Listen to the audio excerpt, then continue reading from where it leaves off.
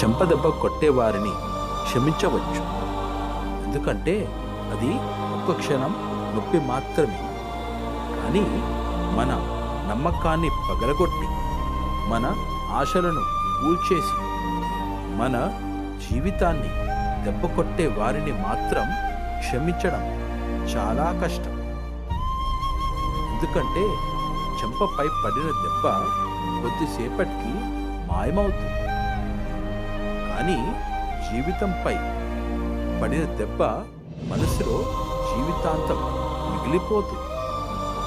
అందుకే గుర్తుంచుకోండి, మిమ్మల్ని బాధ పెట్టిన వారిని కాదు, మిమ్మల్ని విలువైన వారిగా భావించే వారినే మీ జీవితంలో ఉంచుకోండి.